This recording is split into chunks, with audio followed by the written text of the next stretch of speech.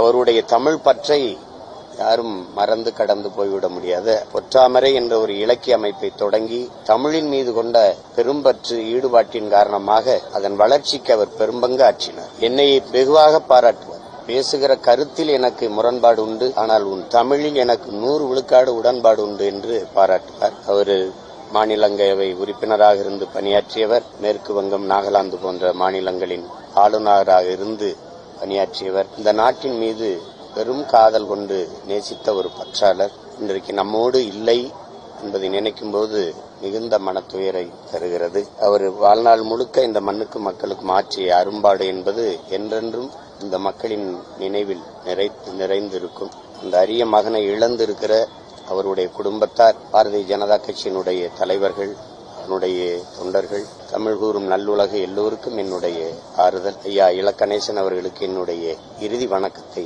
செலுத்து.